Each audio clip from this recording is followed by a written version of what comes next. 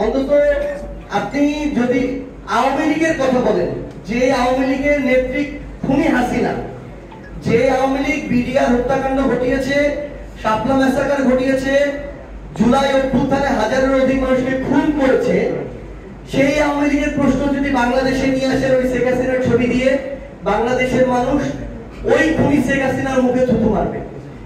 বাংলাদেশের মানুষ এখনো তাদের জায়গা থেকে এতটাই ক্ষিপ্ত যে খুনি শেখ হাসিনা ভারতে আছে দেখে বাংলাদেশের মানুষ ভারত নামটা শুনলে এখনো তাদের জায়গা থেকে ওই ভারতের আধিপত্যবাদের চেয়ার মানুষের মাথায় ভেসে ওঠে এবং মানুষের ভিতরে একটা ভারত বিরোধী কট্টর সেন্টিমেন্ট একটা আপনাদের জায়গা থেকে দেখবেন।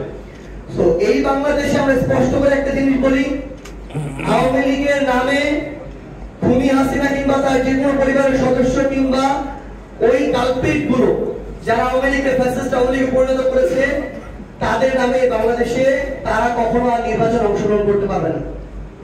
দ্বিতীয়ত, তাদের যারা দোষর ছিল, যারা আওয়ামী লীগকে ফ্যাসিস্ট আওয়ামী লীগ বানিয়েছে, আওয়ামী লীগকে সরকার বানিয়েছে, সরকার বৈধতা দিয়েছে, তারাও আগামীতে বাংলাদেশের গণতান্ত্রিক প্রক্রিয়া নির্বাচনে অংশগ্রহণ করতে পারবে না। কারণ যারা নিজের হাত দিয়ে গণতন্ত্র ধ্বংস করে, গণতন্ত্রের জন্য তাদের অংশগ্রহণ প্রয়োজন, এর চেয়ে বড় হাস্যকর কথা হতে পারে না।